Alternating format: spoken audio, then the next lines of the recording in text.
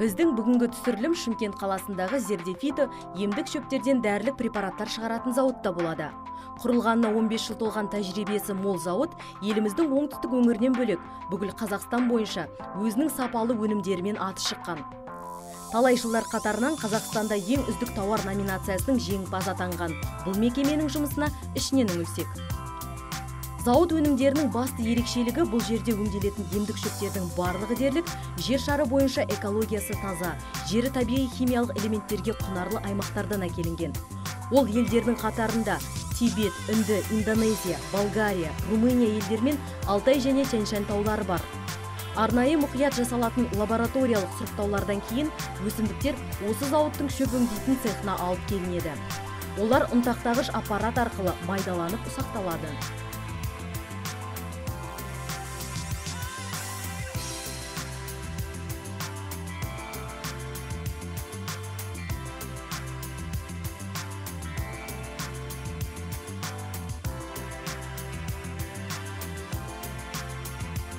Содан кейін виброелектен өтеді.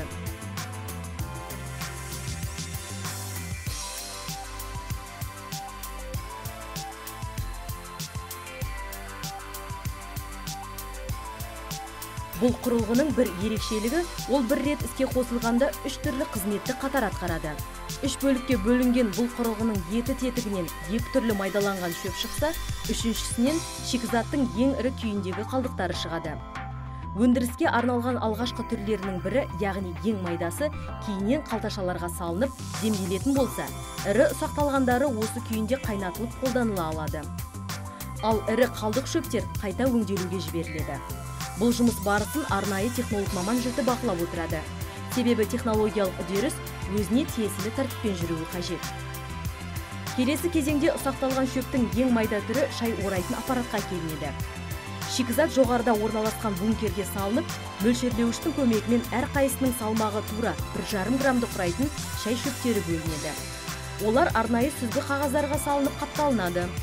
Ол қағаз жан-жағынан жабыстырылып, шай қалташасына айналады. Ал мекеменің логотипі бар қағазша жіңішке жіппен қағазға бекітіледі. Дайындалған сүзгі қағаздағы шай түтікше жолдар арқылы түсіп, маманның көмегімен түп қоймаларға реттеліп жайғастырылады. Зауыттың бұл цехінде автоматты жүйеде қызмет ететін мұндай құрылғының 6 бірдей түрі жұмыс істеп тұр. Олардың әрқайсының көмегімен күніне бір ауысымда 2000 қорапшаға сиятын 40 000 шай пакеті шығарылады. Түп қоймалардағы сүзгі қағаздар арнайы шөп атауы жазылған кішкене қорапшаларға 20 данадан салынады. Бұл жұмыс цехтың келесі бөлімінде жүргізіледі.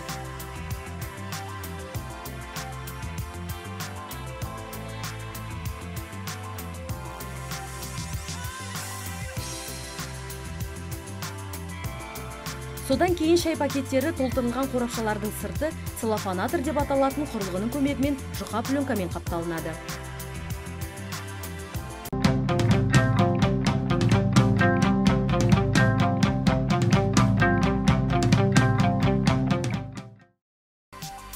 Шөптің ірі ұсақталған түрі басқа аппараттардың көмегімен өңделіп дайындалады. Бұл құрылғының атауы көп жолақты мөлшерлеуіш. Оның басқа аппараттардан ерекшелігі жылдамдығының тез болуы мен өлшеу қызметінің дәлдігінде. Бұл аппаратта жүзеге асатын жұмыс барысы келесі кезекте орындалады. Ірі ұсақталған шөптер осы құрылғының бункеріне салынады. Содан кейін арнайы түтікше арқылы дәлдікпен өлшенетін шикізат пішіні ірілеу келген целлофанмен қапталады. Целлофандар тікеден тік және көлбеу орналасқан кескіштер арқылы бөлініп, Цельсий бойынша 120 градуста қайта жабыстырылады. Әр қалташадағы емдік шөптің салмағы сұранысқа байланысты 30-50 граммға дейін толтырыла алады. Сүзгі пакетсіз қолданылатын бұл өнім түрінің өз тұтынушылары бар дейді мамандар. Бұл 50 граммнан 30 граммнан өлшеп шығаратын себебіміз бұрынғы кезде жаңа үлкен апаларымыз, аталарымыз әптен үйреніп қалған 30 граммдық, 50 граммдықты жаңа өздері үйінде қайнатып, шайнекке салып, соның жаңағы емі оларға көбірек қонады деп есептейді. Ал бірақ қазіргі таңда тенденция жастар жағы адамның уақытының жетіспеуіне байланысты фильтр пакет ертіп тез қолдануға арналған, сол үшін жаңағы фильтр пакетке де көп сұраныс болып жатыр. Бірақ мына жаңағы 30 граммдық, 50 граммдықтың сұранысы әлде жаңағы тоқтаған жоқ. Бұнда өте көп қолданылады. Бұл құрылғы бір ауысымда 15 мыңнан 20 мыңға дейін қорап шығарып бере алады. Сондай-ақ, қапталған қалташалар осы құрылғыда орналасқан электрондық құрал арқылы тексеруден өтеді. Егерде целлофанмен қапталған шикізат мөлшері кем дегенде 0,2 граммға артық немесе одан кем болған жағдайда қалташа конвейерден автоматты түрде ысырылып, түсіріліп қалады. Оларды бақылап отыратын маман шикізатты бункерге қайта салады да шөп жоғарыда аталып өткен процестен қайтадан өтетін болады. Бұл құрылғыда өңделіп дайындалған өнімдер де өз қораптарына салынып, целлофанатордың көмегімен қапталады.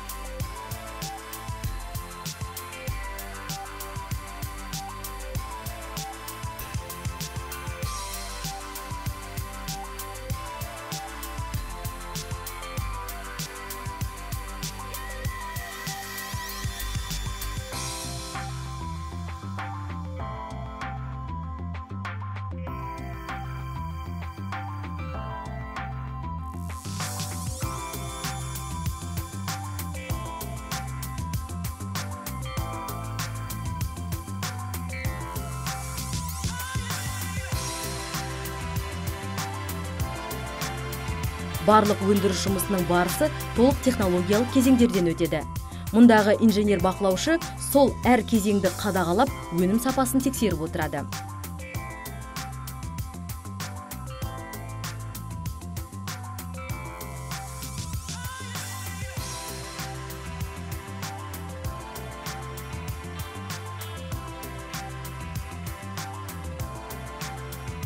Ең соңғы жаңағы бақылау, мына жерде бұл жаңағы өнім дайын болған кезде қорапталып осы жерге жиналады. Жиналғаннан кейін технологтармен бірге жаңағы инженер бақылаушымыз бар, сол барып өзінің кез келген жерінен қорапты таңдап алып, ашып оның сапасын тексереді. Одан кейін барып бірнеше жаңағы өнімді біз лабораториялық сынаққа жібереміз. Бұл жерден тағы да сынақтан өтіп, одан кейін бізге жаңағы ең соңында сертификат беріледі. Ал сертификат берілгеннен кейін зауыттағы алуан түрлі өнім сатуға шығарылады. Компанияның Шымкент қаласында Қазақстан бойынша алдыңғы қатардағы жоғары сапалы жеке дәріханалық қоймасы бар. Бұл қойманың түрі А тобына жатады, яғни халықаралық стандарттарға сай үлгімен жұмыс атқарады. Қойма ғимаратының жалпы көлемі 5800 шаршы метрді құрайды. Мұнда биіктігі 8,5 метр сөрелерде дәрі-дәрмектердің 4500-ге жуық түрі сақталады. Олардың сақталу жағдайларына байланысты 3 түрлі температуралық режим қолданылады. Олар Цельсий бойынша +2-ден +8-ге дейін, екіншісі +8-ден +15-ге дейін, үшіншісі +15-ден 25-ге дейінгі температура.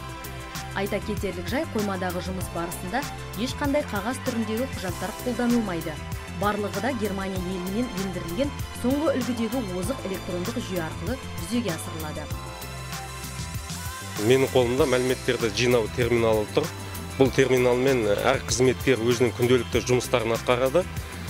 Бұл терминалдың көмегімен біздің қоймамызда орналасқан стеллаждарда әр дәрі-дәрмектердің мекен-жайы белгіленген. Осы мекен-жай бойынша осы терминал арқылы жұмыстар атқарылады. Әр мекен-жайда белгіленген дәрі-дәрмектер сақталынады. Қоймада 79-ға жуық маман қызмет етеді. Олардың күнделікті өз ауысымдарындағы жұмысы бекітілген кестеге сәйкес жүргізіледі. Соңғы үлгідегі жұмыс жүйесіне сәйкес қоймада үлкен теледидар экраны орнатылған. Онда әр қызметкердің жұмыс күні бойына қандай қызмет түрлерін қанша рет атқарғаны жазылып, жүйеде тіркеліп отырады. Соған сәйкес еңбек ақысының мөлшері де анықталады. Бұл қоймадағы әр қызметкердің сапалы әрі жүйелі жұмыс істеуіне үлкен уәждеме болып табылады. Мотивацияның бұл түрі неміс жүйесінің тағы бір тиімді ерекшеліктерінің бірі. Осы қоймада сақталатын дәрі-дәрмектер тек Шымкент, оңтүстік өңір бойынша ғана емес, сондай-ақ бүкіл Қазақстан аумағында тасымалданады.